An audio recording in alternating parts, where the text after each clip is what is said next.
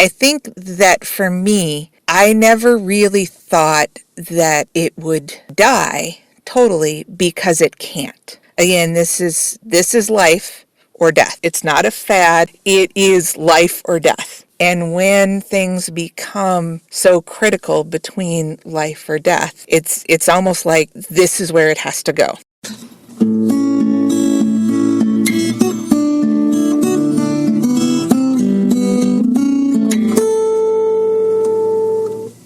Welcome to the 388th installment of Ear to the Ground, the Land Stewardship Project's podcast on family farming, regenerative agriculture, community food systems, and local democracy.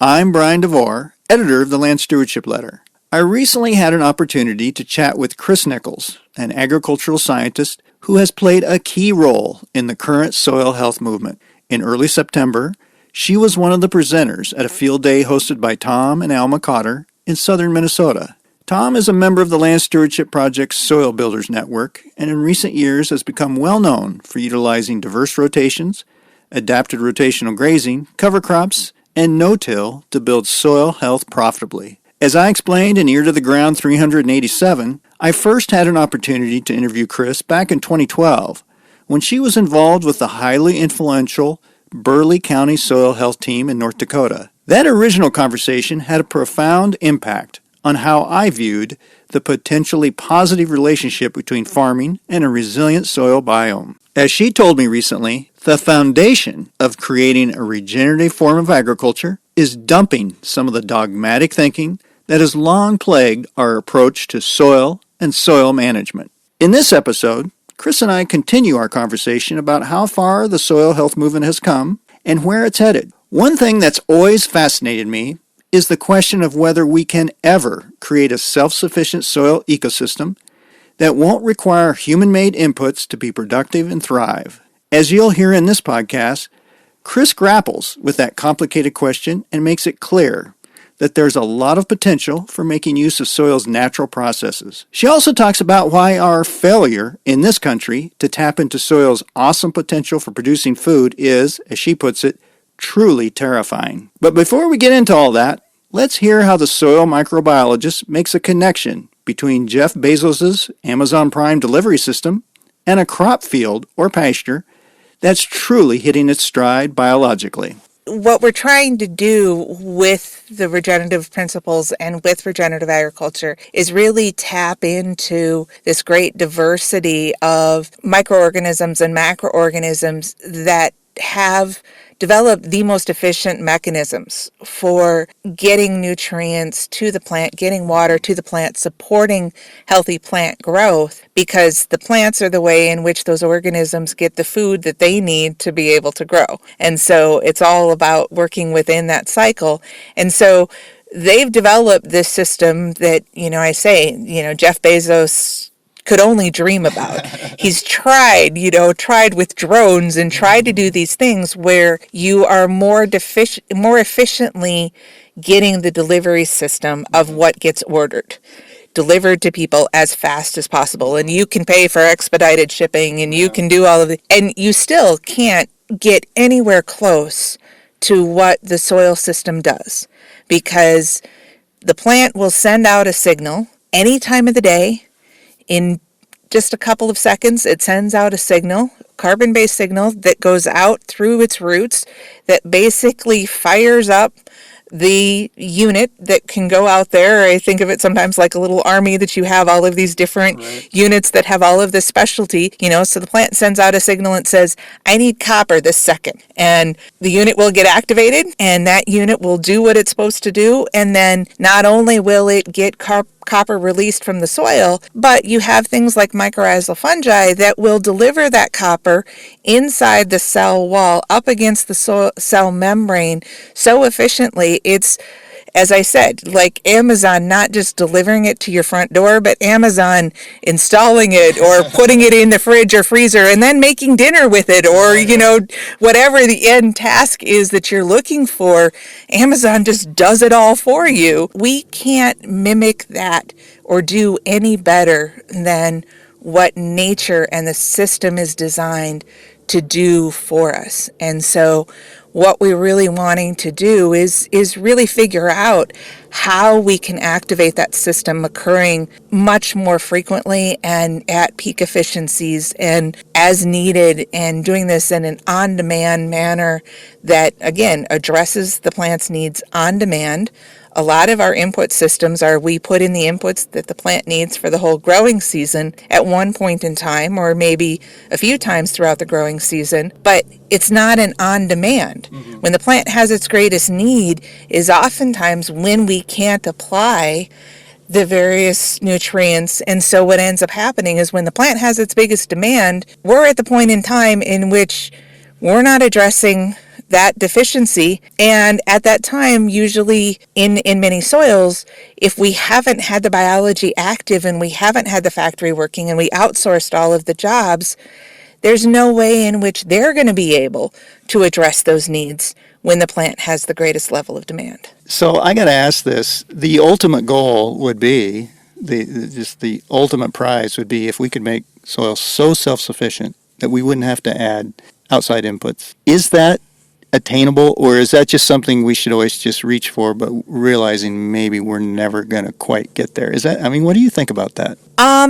So it's a little bit of two schools of thought with that. And one is that in much of the soils that we have in North America, I mean, truly, they are some of the best soils on the planet. And part of this is because there hasn't been a whole lot of human beings messing with them for as long as many other areas of the world. We did have indigenous populations in North America and South America, but they weren't at the density and they didn't do the same level of messing with them as, when we had populations coming from Africa and Asia and into Europe. And so we have really good soils that have a lot of the resources that would allow us to be able to be self-sufficient. Again, that's not the case for everywhere in the world, and it also isn't the case for all of North America. But I think there are some places in which that self-sufficiency could very well be achieved. The other issue with that, though, is there's self-sufficiency for the system to function in the way that it would naturally want to be able to function, and being able to obtain and do all of the practices and the cycles and the productivity that it naturally does. In food production, in agriculture, it truly is sort of an unnatural act. We're doing things in a natural world. We're utilizing natural ideas and natural concepts and natural thoughts, but we're doing this in an environment that is, and doing this to achieve goals that are unnatural. We're asking the plants and animals to perform at levels that they wouldn't do. It is why we have done breeding and we have done selecting and we are looking at different varieties and those types of things, because we do need plants that are going to perform reproduction faster than normal. We are looking at animals that are going to do the same thing. And from that standpoint, are we going to be able to design a system that is completely self-sufficient and going to allow us to be able to feed that many people? I don't think so in its entirety. I think, again, like any system, what we're wanting to get out of the system, it's a trade-off. Everything is a trade-off analysis. And because we are pulling so much out of the system to be able to feed 10 billion people, I mean, I know that's not our population now, but it will be very soon. Right. So, that's what we have to be thinking about, is we're pulling so much out of the system to do that. We have to provide energy back into that system. And again, going back to carbon, most of that energy and most of the way that would work would be in providing more carbon. And that's why focusing in on regenerating the soils and adding more carbon into the system.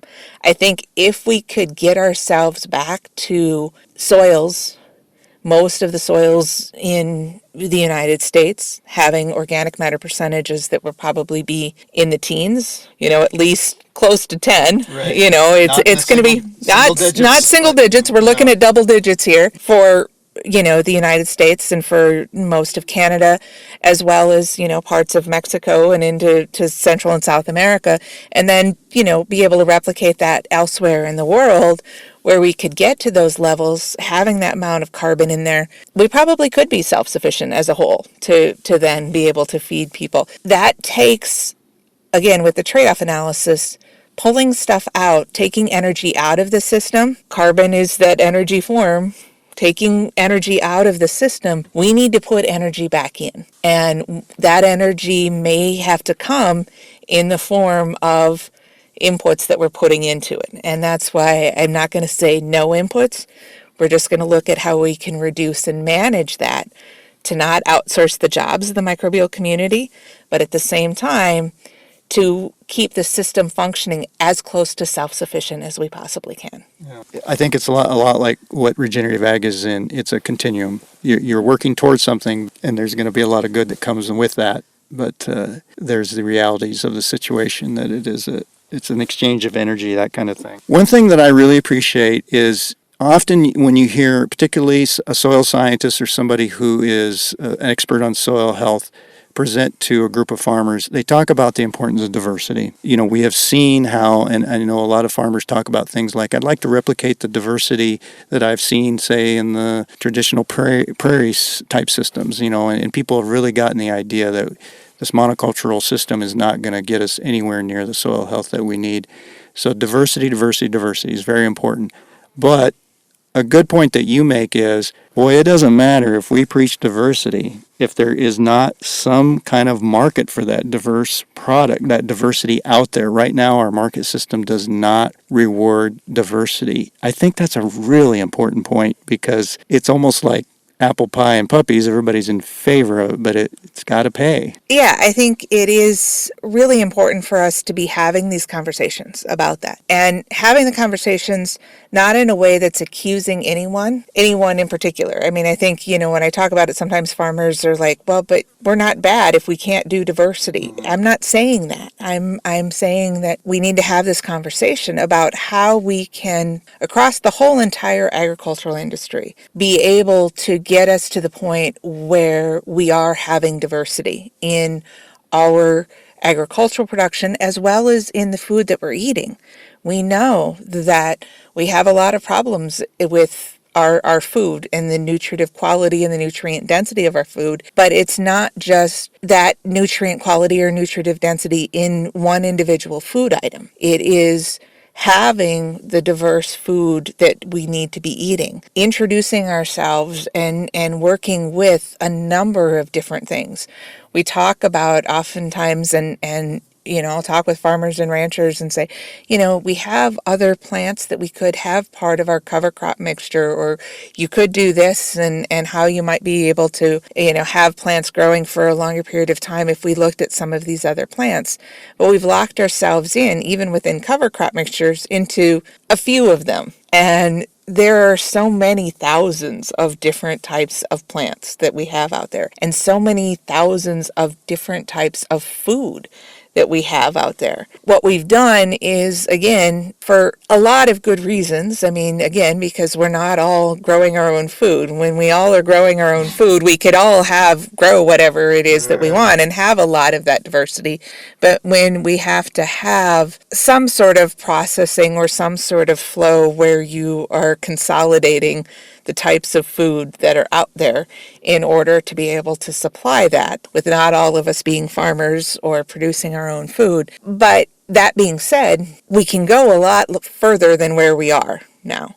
There's a lot of reasons why we got to this place where we have very little diversity in our diet. And recognizing that now, let's figure out how we can go beyond that. And at the same time, also engaging not just with farmers and ranchers, but also with food processors and other companies and policy and those types of things to recreate the infrastructure that is needed to help to support that level of diversity. We initially within agriculture had infrastructure that existed that helped to support the level of diversity that we've got, the way that we go about looking at different food. But what we did was we then as the industry grew, we started creating silos of you had various commodities that this is what you grow here and this is what you grow there. Again, there's very logical reasons for why we did that, but what it has done is it has very much narrowed what we're doing. And so my challenge to some of these large food companies that are out there, the Kellogg's, General Mills, Danone, all of these different types of food companies that we have out there, all across the spectrum. I've talked with people, wine producers, various coffee producers. It's every commodity that we have out there.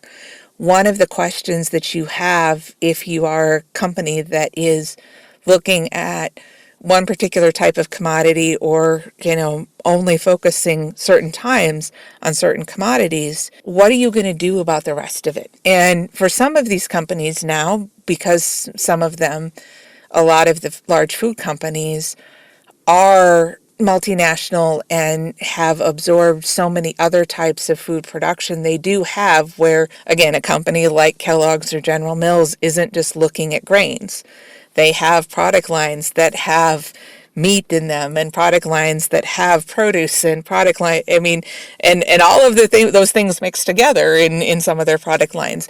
So why should they only be reaching out and talking to wheat and oat producers? You should be wondering. And so again, one of the questions that I will have when I engage with these companies is, what are you going to do about peas? Talked with a company about that produce potatoes, and I said, what are you going to do about barley?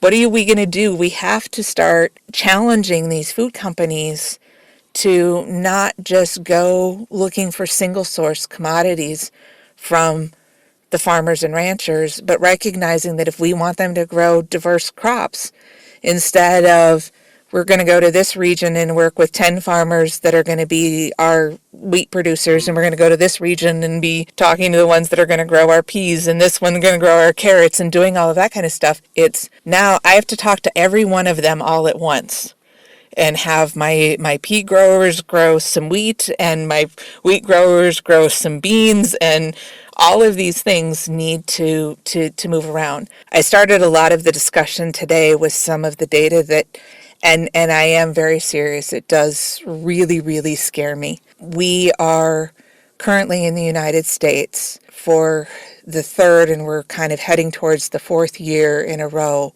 of being in a trade deficit when it comes to agricultural goods, which means that we import more food than we export. I say food because we actually import food and we export agricultural goods, which aren't really completely always the same thing. Those are two different things. They're two different things. To address that, when you look at the data of, again, what we're importing versus what we're exporting, it's not about bad trading partners. It's not about politics. It's not about all of those types of things between other countries. It's about the fact that we have gotten to the point in the United States that we're not growing food on much of the 900 million acres in agriculture that we have in this country, roughly about that amount. We don't grow food on most of it. As far as our population versus the amount of land that we have, we've got a lot of advantages. We're not a country that is measuring things in billions. We're a country that measures things in millions. 900 million acres seems like, we could grow enough food on 900 million acres of agriculture.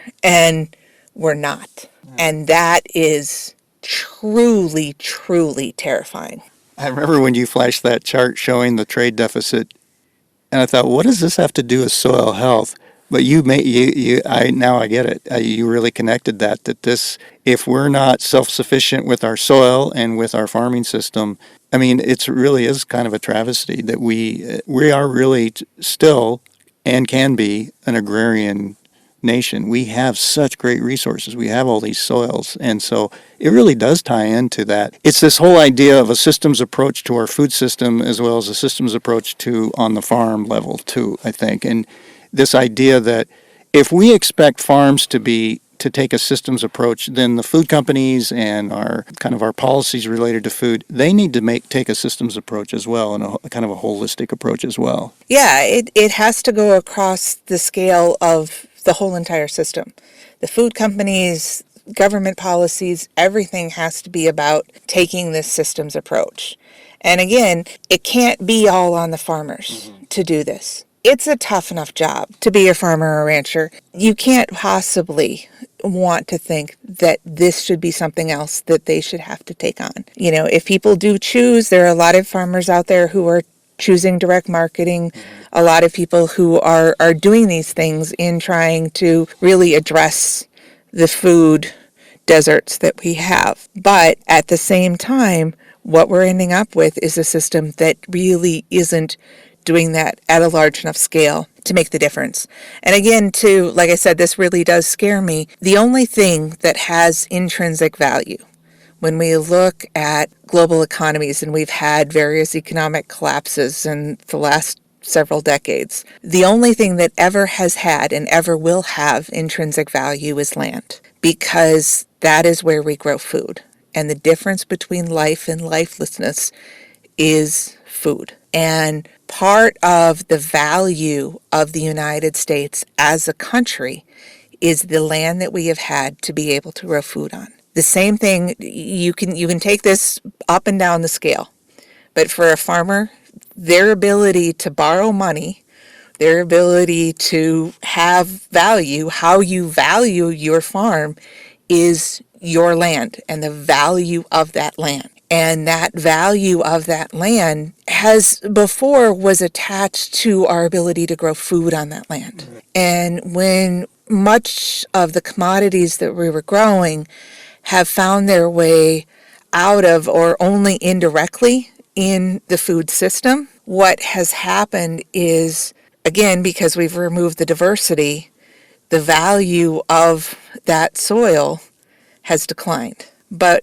it hasn't kept pace in the same way because we look at yield and productivity and not at what you're growing and not at the quality of what you're growing and is that really food that you're growing, all of those things, which is where we started with agriculture. We're now at a place where that's not what we're doing. And again, looking at that trade deficit data, what scares me about that is the fact that who's going to come along and basically call in the debt? we have a debt that is our capacity to have that debt. You know, we can talk about national debt, and it isn't just it's a debt, not just an economic debt, but a debt to the world and to the people of the world. We have a debt. The only reason we were allowed to have that level of debt is because we had land to grow food. And if we're not growing food, just like for a farmer, if your land gets so bad that you can't get the productivity out of it, you're going to lose your land. Somebody's going to call in that debt. And that's where I'm scared with that data is this is showing us that we can't make margin calls. If somebody calls in the debt, we're in a whole lot of trouble. And what is it that we're going to do? And so how can we shift that? Yeah, that's a great point. I really like how you tied that in. I ran into you, like I said, over a dozen years ago when you were part of that Burleigh County Soil Health team. I've been around long enough to see a lot of, I guess, movements or mini revolutions come and go in the sustainable ag or regenerative ag movement. There was the soil quality movement. There's been a lot of different things that have come and gone. The soil health movement really has legs, and I've seen it getting made part of policy. I've seen the NRCS kind of take it and run, and then I'm just seeing local farmers here, beginning farmers, are very excited about the soil health movement. Tom Cotter talks a lot about the community and networking and how important that's been. So I think now we're starting to see some food companies. We had a local food company here today that's buying some of Tom's and his neighbor's products. It's starting to get into the food movement a little bit. I guess overall, I kind of feel I would be interested in your perspective on, since you've kind of been part of this latest iteration of the soil health movement, where do you see it today? Or do you feel, we're not seeing nearly as many acres, for example, cover cropped as we should. We're not seeing nearly as many livestock out there being raised in a regenerative manner as we should. But, in general, how do you feel? Did you see it kind of, when you were first starting working with this, where did you think it was going to be going, and where has it gone for you? I mean, what's your perspective on it? I know that's an unfair question, but I just really interested because you have been kind of there from the beginning, I think, of this latest version of it. So again, there's a little bit of two minds here, and I do think a lot about that, and part of me gets very frustrated because I'm like, again, on many levels, it was sort of started off, this is so simple, you should just do this, it makes economic sense, everybody's happy, it's a win-win-win-win-win-win-win-win-win, right. All is good, we should be doing this. And as you realize all of the issues that are in place, the biggest one being this infrastructure to really be able to market diverse products and utilize that in a different way. That frustration I've had to pull back on and say, you can't be, we've come a long ways and you can't be frustrated with it. And you're very right, in a lot of these movements, we get these buzzwords out there and then they become a buzzword and then they die. And some of that may be happening in some way within regenerative agriculture. But I think that for me,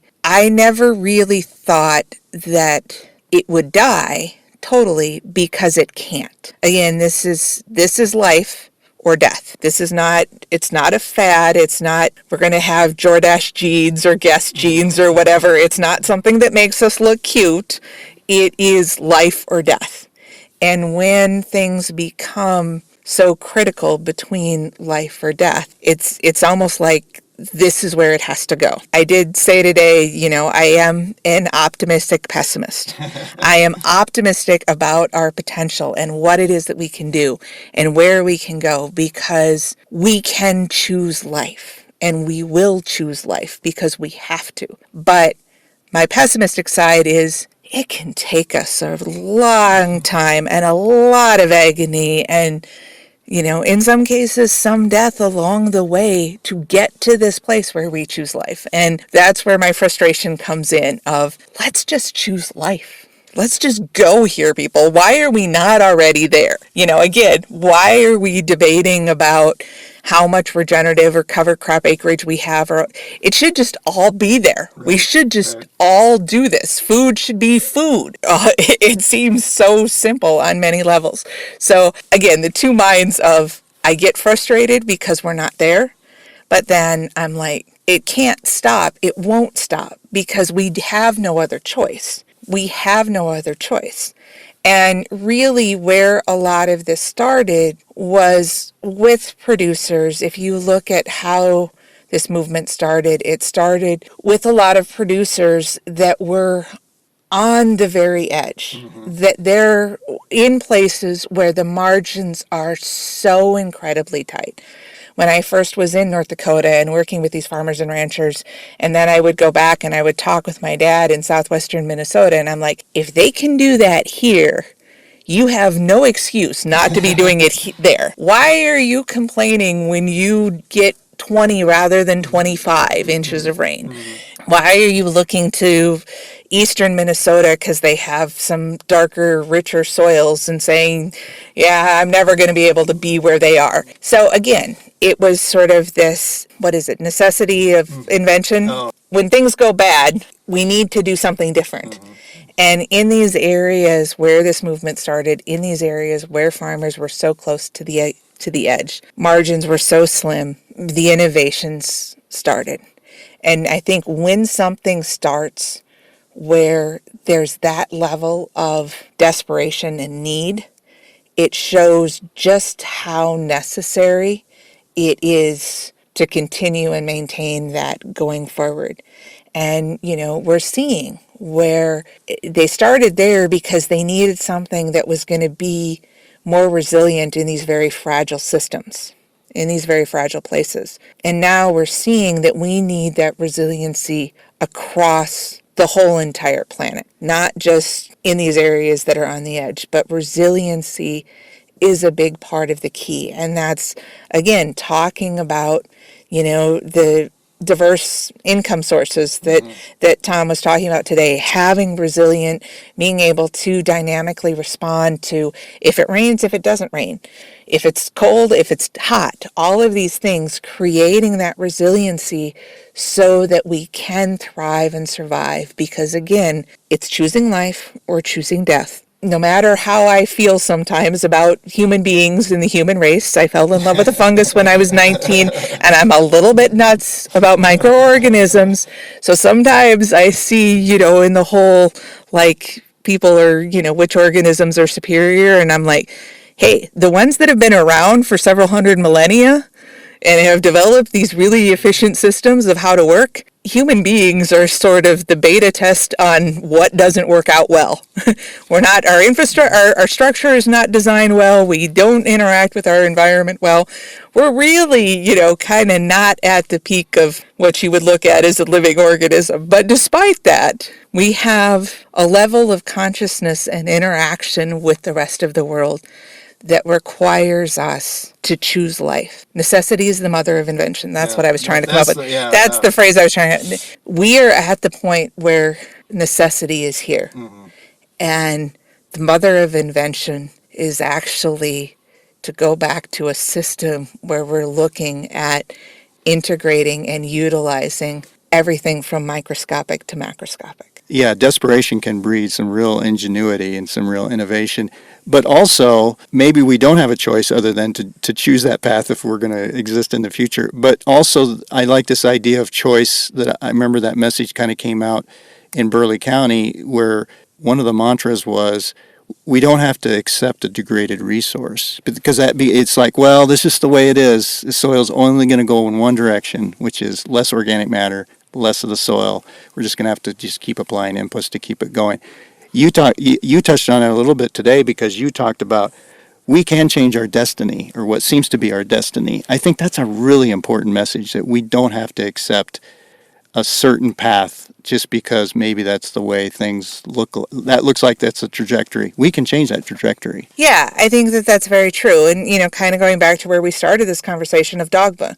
Yeah. Dogma has put us in this place of this is the only thing. And we got ourselves sort of in that box of saying, we're stuck here, and somebody come save us. It's, that old story about, the man who was in a flood and he got to heaven and he asked St. Peter, why didn't you help me? And, he was like, well, I sent you notification that it was going to happen. And I sent you a rowboat and I sent you a helicopter and I sent you, and you didn't choose to save yourself. I can't do all of, right. You can lead a horse to water and you can't make it drink. All of those things that we say are very true in this thing. And if we put ourselves in the box that dogma has told us that we should be in, that is only going to lead us to a path that is not sustainable. It's not. And again, we went away from talking about sustainable because sustain degradation. Is that what we're going to do? Right. Are we going to sustain bad? No. We're going to regenerate. We're going to reinvigorate. We're going to innovate. And all of those things, all of those positive things, I think are important to the way that we think as humans and important to getting us happy, allowing us to be happy and excited and invigorated about what we're doing. And, I think that we just need to be, again, choosing life, focusing on the options and opportunities. That's why I talk about, again, carrots and sticks. And I'm like, I don't want to talk about the sticks. The carrots are all of these options and opportunities. It's your choice. You have the ability to choose all of these paths, and you can keep choosing and innovating and moving around however it works for you. There are options and opportunities, and when we put ourselves in a box, there are no options and opportunities. If we say we cannot change organic matter percentages in your lifetime, there's no option or opportunity to do anything. Why would I do anything?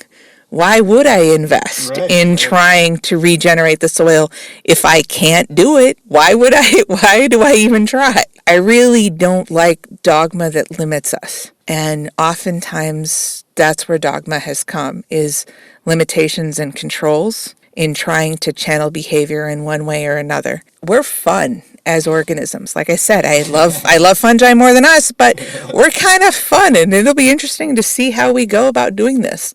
And we have a lot of opportunities and a lot of options in front of us.